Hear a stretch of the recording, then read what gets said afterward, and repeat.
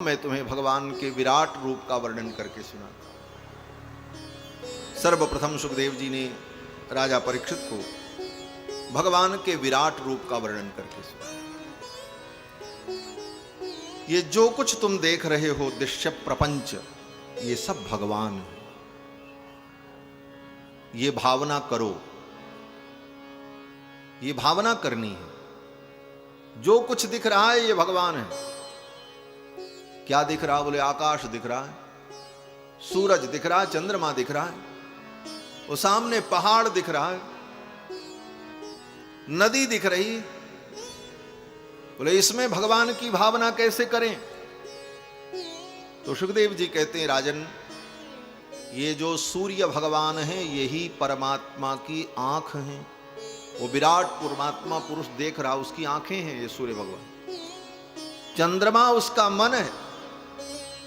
ये बड़े बड़े पर्वत उस विराट परमात्मा के शरीर की हड्डियां हैं। ये नदियां जितनी हैं, जल स्रोत जितने हैं, वो विराट परमात्मा के शरीर की नाड़ियां हैं।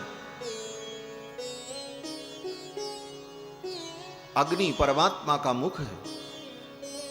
ऊपर का अंतिम ब्रह्मलोक परमात्मा का सिरोभाग है। नीचे का अंतिम लोक जो पाताल है वो परमात्मा का पादारविंद है।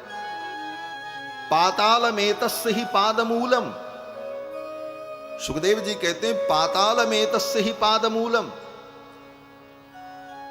पाताल कहते हैं ना, पाताल लोक नीचे है।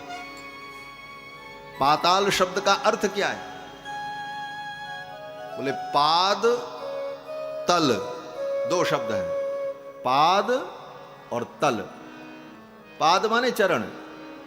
भगवान का जो पादारविंद है, चरण है, उसका जो तल माने तलुआ, नीचे का हिस्सा, पैर के नीचे के हिस्से को क्या कहते हैं? तलुआ कहते हैं। तो पैर का तलुआ ये हिंदी में हुआ, और संस्कृत में बोले पाताल। पाताल माने पाद तल। तो पाताल में तस्य ही पादमूलम। सुखदेव जी कहते हैं नीचे का अंतिम पाताल लोक जो है भगवान के पादमूल है,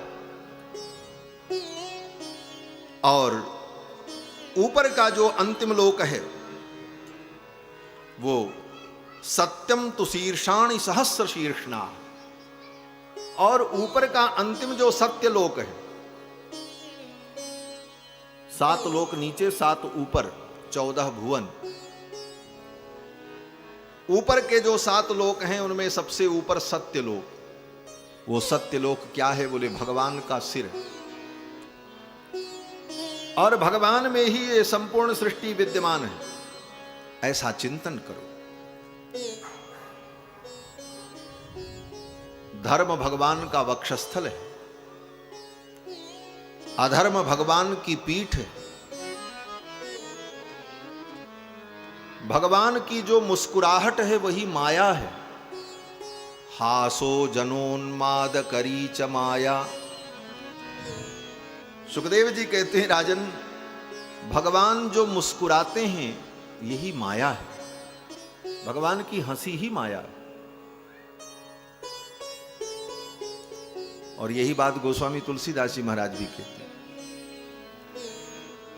माया हास बाहु दिगपाल। जो दिगपाल हैं ये कौन है? बोले भगवान की भुजाएं हैं। इस प्रकार से संपूर्ण सृष्टि भगवान के अंदर ही विद्यमान है, ऐसा चिंतन करना चाहिए और ये ध्यान करना चाहिए, ऐसी भावना करनी चाहिए। इसी भावना को, विराट परमात्मा के स्वरूप को एक चौपाई में गोस्वामी जी महाराज ने निबद्ध किया।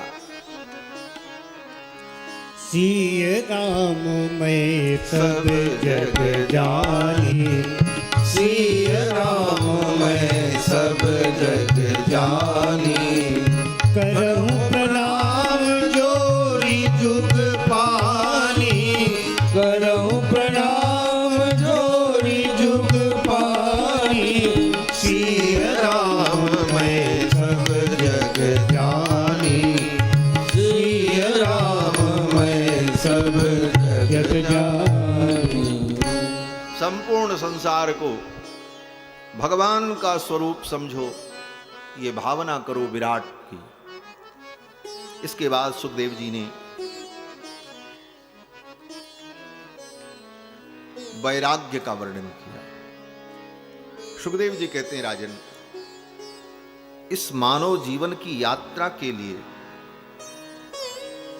बहुत परेशान होने की आवश्यकता नहीं होती। ये जीवन यात्रा आप कुछ न करो फिर भी ये चलेगी और चलती रहेगी। संसार में जो लोग कुछ नहीं करते उनकी भी जीवन यात्रा चलती है, और जो रात दिन कुछ न कुछ करते रहते हैं, एक क्षण भी विश्राम नहीं लेते, उनकी भी जीवन यात्रा चलती है। जीवन यात्रा चलाने वाला कोई और है। तुमको लगता है कि हम चला रहे हैं, तुम रुक करके देखो, सब कुछ चलता रहेगा। एक कुत्ता था, बैलगाड़ी के नीचे नीचे चल रहा था, बैलगाड़ी भी चल रही थी, तो उसको लग रहा था बैलगाड़ी हम ही चला रहे हैं। बैलगाड़ी तो अलग चल रही थी, लेकिन उसी के नीचे नीचे वो चल रहा था। तो सोचा हम चलेंगे नहीं तो बैलगाड़ी नहीं चलेगी। वो रुक गया, जब रुक गया तो बैलगाड़ी आगे निकल गई। तब उसको पता चला, अरे ये तो सब चल रहा है, कि मानव जीवन अपने आप चल रहा है, ये यात्रा चल रही है। जो कोई कुछ नहीं करता उसकी भी जीवन यात्रा चलती है, और इन संसाधनों से जीवन यात्रा चल रही है ऐसा भी नहीं। यात्रा में जितनी आवश्यकताएं हैं जीवन के संसाधन की, उतने संसाधन समय आने पर प्राप्त हो जाते हैं। संसाधनहीन को भी प्राप्त हो जाते हैं जितना जरूरी है। इसलिए ज्यादा सांसारिक संसाधनों पर भी आश्रित नहीं होना चाहिए। सुखी जीवन का यही मूल मंत्र है। और सुखदेव जैसे परमहंस के लिए क्या बात, जिनको एक कपड़े की भी जरूरत महसूस नहीं हुई, लेकिन फिर भी सुखदेव जी कहते हैं, अगर तुमको लोक लज्जा है भाई, कपड़ा के बिना हम नहीं रह सकते, अंग ढकना पड़ेगा, तो उतना भी तुमको मिल जाएगा बिना प्रयास के। चीराणि किम पथि न संति दिशंति भिक्षाम। क्या सूत्र कहा सुखदेव। भागवत की कथा में तो महाराज एक ही अध्याय में 7 दिन बीत जाए। अगर विषयों का चिंतन किया जाए तो भागवत अनंत है, हमारा आपका जीवन छोटा पड़ जाए। सकल शास्त्र पढ़ने के बाद भी भागवत के संपूर्ण तत्व को अवगत कर पाना असंभव है। इसीलिए कहा, श्रीमद् भागवत महापुराण की जब टीका लिखी श्री श्रीधर स्वामी जी ने, तो काशी के विद्वानों में बड़ा विवाद हुआ। श्रीधर स्वामी ने जो लिखा है ये टीका प्रामाणिक नहीं है, हम लोग स्वीकार नहीं करेंगे। बोले भगवान के सामने रखो, भगवान अगर स्वीकार कर लेंगे तो सब स्वीकार करेगा। भगवान के सामने भागवत की जब टीका रखी गई तो भगवान ने स्वर्णिम अक्षरों में, सुनहरे अक्षरों में श्रीधर स्वामी की उस टीका के ऊपर एक श्लोक प्रकट कर दिया। उस श्लोक की पहली पंक्ति यहां हमारे आपके विषय वस्तु को पुष्ट करने के लिए उपयोगी है, इसलिए मैं उसको यहां ला रहा हूं। क्या लिखा उस टीका में? उस श्लोक में लिखा भगवान ने, अहम वेद्मि, इस भागवत को मैं जानता हूं। भगवान कहते हैं अहम वेद्मि, और शुको वेत्ति, और सुखदेव जी जानते हैं। व्यासो वेत्ति वानवा, वेद व्यास जी जानते हैं कि नहीं जानते हैं इसमें संदेह है, जबकि वेद व्यास ही ने बनाया। बोले बनाने वाला जानता हो ये कोई जरूरी नहीं। ऐसे वेद व्यास जी भगवान के अवतार हैं, लेकिन यहां इस तत्व की महिमा का वर्णन है। बोले व्यास जी ने लिखा वो नहीं जानते। बोले हां, किताब जो छपती है तो किताब की जो कंपोजिंग करता है वो एक एक अक्षर पढ़ता है और तब कंपोजिंग करता है। अब तो कंप्यूटर से सब कुछ होता है। पहले जमाने में वो लोहे के अक्षर होते थे, इस डिब्बे से इधर से ई निकालो, उधर से ऊ निकालो, और तब मिला मिला करके प्लेट में लगाया जाता। कितना परिश्रम था। एक पुस्तक छापने के लिए उस व्यक्ति को एक एक अक्षर पढ़ना पड़ता था, एक एक मात्रा और बिंदी भी वो पढ़ता था। और पुस्तक जब छप जाती थी तो उस व्यक्ति से पूछो कि पुस्तक में क्या लिखा है, उसको स्वयं पता नहीं, जबकि एक एक अक्षर वो पढ़ता है। लेकिन उसको उस पुस्तक के विषय में कितना ज्ञान होता है। उसी प्रकार थोड़ी देर के लिए मान लो, भगवान ने वेद व्यास जी के हाथों से रचना कराई, लेकिन श्रीधर स्वामी की महिमा का वर्णन करते हुए भगवान मानो कहना चाहते हैं कि भाई भागवत के तत्व को हम जानते हैं अथवा सुखदेव जानते हैं, व्यास जी भी जानते हैं कि नहीं जानते, इसमें संदेह हो सकता है, जानते हो व्यासो वेत्ति वानवा, लेकिन श्रीधर सकलम वेत्ति, श्रीधर जो हैं वो भागवत के तत्व को पूर्ण रूप से जानते हैं। श्री नरसिंह प्रसादतः, भगवान नरसिंह के प्रसाद से, उनकी कृपा से।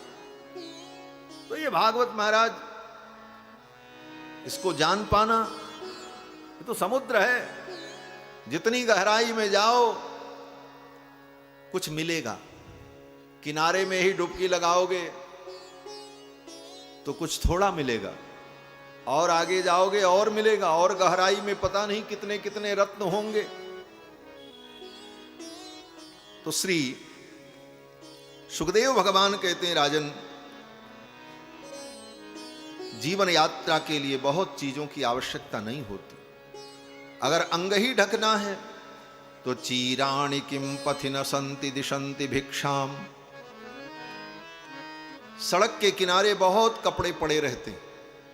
चीराणि किम पथि न संति, पथि मार्गे, मार्ग में क्या कपड़े पड़े नहीं रहते। बड़े बड़े लोग, पैसे वाले लोग, शौकीन लोग कपड़ा पहनते हैं और फिर कुछ पुराना हुआ, उनको अच्छा नहीं लगा तो फेंक देते। ऐसे कपड़े मिल जाएंगे, उन्हीं को ला करके धो करके पवित्र करके अंग ढक लो। चीराणि किम पथि न संति दिशंति भिक्षाम। और पेट भरने के लिए, भोजन के लिए बोले भिक्षा मिल जाएगी। नैवांघ्रिपा परभृतस्तरितोप्यशुष्यन्। और पीने के लिए पानी, बोले नदियां सूख नहीं गई हैं, अभी भी नदियों में पानी मिलता है, जाकर के पी सकते हैं। और रहने के लिए बोले आज भी गुफाएं पड़ी हैं, कंदराएं पड़ी हैं, रहने के स्थान की कमी नहीं। लेकिन इसके बाद भी कस्मात् भजन्ति कवयो धन दुर्मदान्धान। इसके बाद भी कवि लोग, विद्वान लोग, पढ़े लिखे लोग, सुबुद्ध लोग शास्त्र पुराण पढ़ने के बाद भी पैसे वालों के पीछे, धन पशुओं के पीछे भागते फिरते। व्यंग किया है सुखदेव जी ने उन विद्वानों के लिए, उन ज्ञानियों के लिए जो धन पशुओं के पीछे इसलिए भागते हैं कि ये कुछ हमें दे देंगे। उनकी चाटुकारिता करते, उनकी चापलूसी करते। कस्मात् भजन्ति कवयो धन दुर्मदान्धान। जिनको धन का दुर्मदान्ध है, धन के मद में जो अंधे हैं, ऐसे लोगों के पीछे क्यों भागते। जीवन की आवश्यकता तो मूलभूत तीन ही है: अंगाच्छादन, जठराग्नि शमन और रहने के लिए सुरक्षित आतप और शीत के निवारण के लिए कोई छाया। जिसको आज की भाषा में सरल शब्दों में कहे तो रोटी, कपड़ा, मकान, ये ना तीन चीज हुआ। इतना ही जीवन की मूलभूत आवश्यकताएं हैं, और ये आवश्यकताएं बड़ी सहजता से पूरी हो जाती हैं। इनके लिए बहुत परिश्रम की आवश्यकता नहीं होती। इसके बाद जो हम परिश्रम करते हैं अपनी तृष्णा के कारण करते हैं, अपने